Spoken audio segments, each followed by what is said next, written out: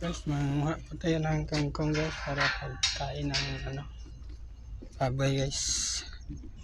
Dito po tayo dadaan guys. Ito po.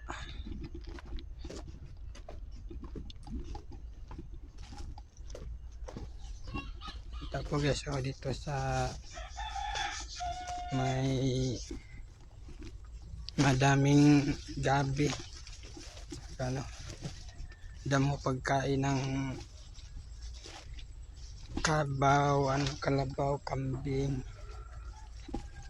At halo-halo na. Ito po guys. Dito po tayo dadaan. Manguha po tayo ng kangkong. Ito po ang view dito guys.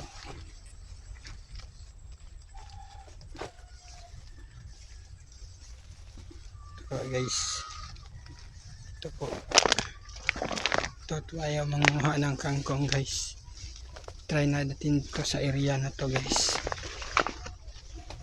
Kukuha tayo ng kangkong guys. Ito guys.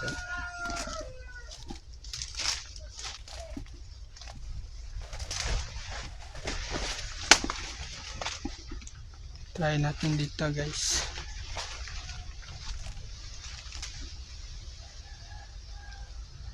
At hindi lang po kangkong ang kukunin natin guys.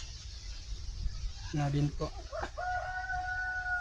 Anong tawag nito? Yung tricantera po guys. Para sa pagkain ng baboy.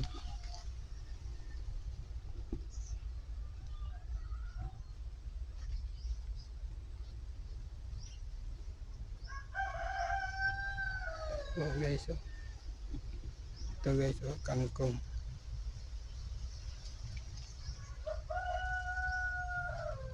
Mamuha na po tayo guys.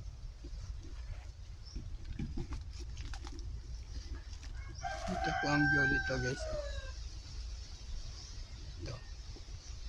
Ito po ang view. Ito po ang bahay ng pinsan ko. Yan po guys. Yan po.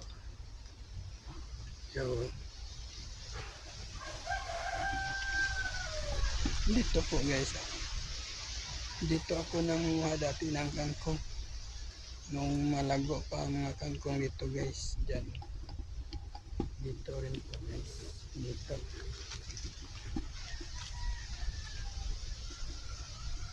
Ito guys. Dito. Sa banda dito. Diyan malago pa ang kangkong dyan. Nung meron pa nakatira banda dito guys. Yan guys, at dito rin sa sa kanal na to malago rin ang kangkong dito noon guys. Diyan doon simula doon sa may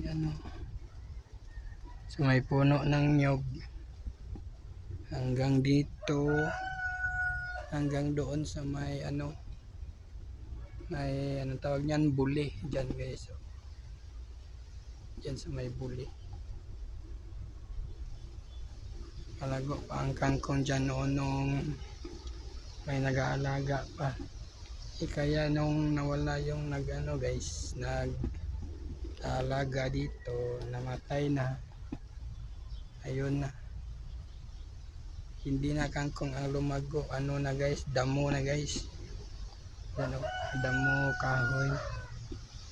At yan guys, ito guys, itong talisay wala to noon.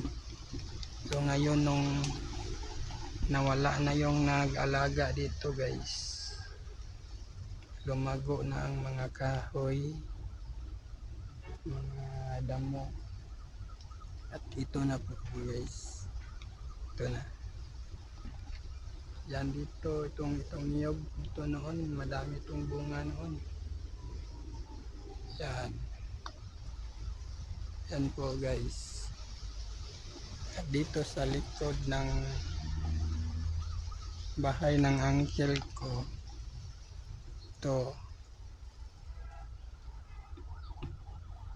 malinis pa to noon dito guys.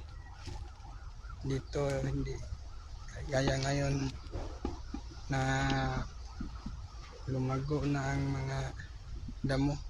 Kasi nawalan yung nag-aalaga dito noon guys. Yan o. Dito. Ayan. At dito. Malago ang kangkong dito noon guys. Yan o. Diyan, dito. Gaya ng sabi ko kanina, hanggang doon sa may Buli, hanggang dito sa may lubi. Yan guys, malago. Yan noon yung mga kangkong. Ngayon iba ang lumago guys. Damo, mga gabi. At iwan ko kung ano pang tawag dito sa ibang mga kahoy dito. At yun po guys. Yan po ang itsura ngayon kumpara noon na meron pang nag-aalaga. Sobrang linis dito noon guys. Hindi kagaya ngayon. Puro damo na. Tawag ito, minsan na lang ang tangkom. At po guys, talagang malago na ang mga damo. At hanggang dito na lang po guys. Please like, share, and subscribe.